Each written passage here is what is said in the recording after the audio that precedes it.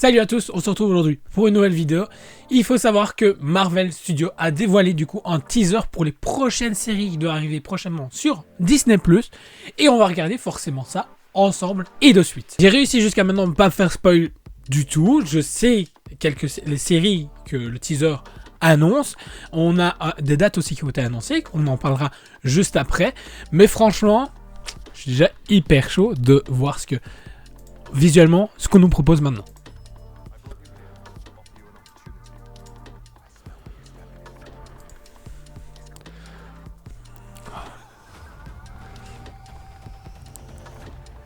Daredevil.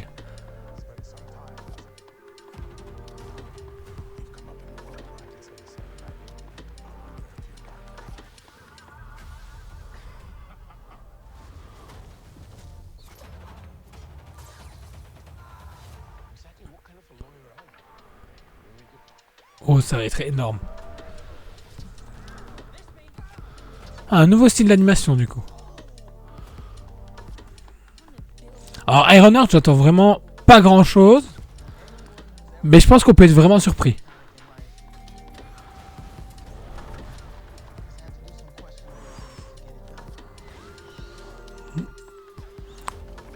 What If saison 3, mais on attend tous cette saison.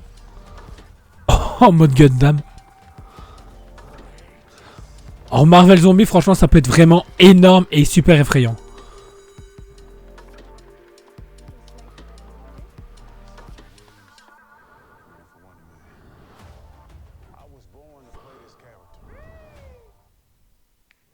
Oh!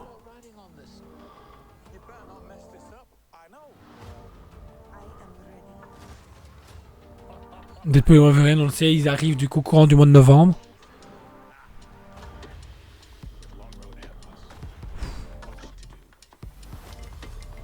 Mais Daredevil, ça va tellement être énorme. On n'est pas prêt.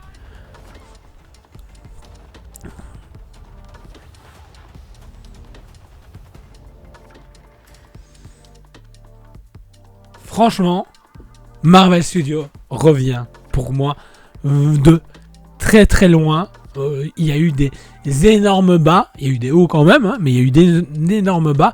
Mais là, ils nous prouvent avec cette bande-annonce que effectivement, ils sont sur tous les terrains et énormément de contenu doit arriver prochainement sur Disney+.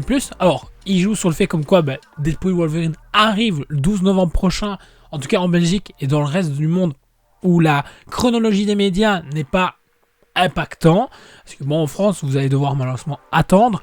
Après, What If, j'en parlais justement, je disais, il n'y avait pas de news. Au final, il arrivera le 22 décembre, donc ça, c'est cool.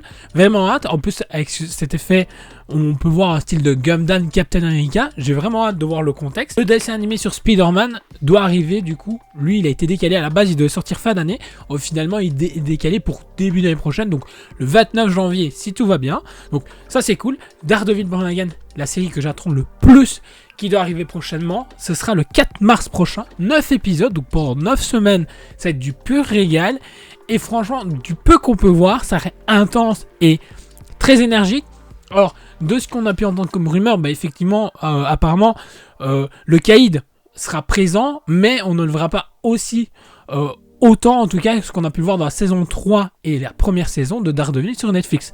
Mais l'ambiance a l'air respectée, et vraiment hâte de voir tout ça en œuvre, surtout avec les costumes différents qu'on pourrait voir, avec les futurs caméos, parce qu'on parle de beaucoup de caméos qui auraient lieu dans cette première saison déjà. Et puis, ensuite, déjà on peut voir le papa du coup de Miss Marvel, donc franchement, ça fait lien avec tout le reste.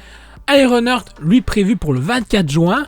Alors, que penser de cette série? Je ne sais pas, parce que, justement, Black Panther, deuxième du nom, j'ai apprécié le film, même s'il y a des choses où j'aurais voulu qu'ils explorent un peu plus, ou qu'ils accélèrent certaines choses, parce que je trouve que le film peut se tirer en longueur qu'autre chose. Je trouve qu'on n'a pas réussi à s'attacher à ce personnage justement dans Black Panther 2. Là, ça a l'air fun et énergique. Maintenant, à voir ce que la série peut vraiment nous amener pour le futur du MCU ou pour les futurs Young Avengers. Donc on verra bien. Les yeux du Wakanda, l'animation est sublime, digne justement de ce que What If peut nous proposer ou X-Men 97. Mais il y a des rumeurs qui disaient comme quoi Iron Fist apparaîtrait pour la première fois dans cette série, en tout cas en série d'animation. Ça retracera l'histoire du Wakanda, donc je suis curieux, je regarderai, c'est une série d'animation super bien.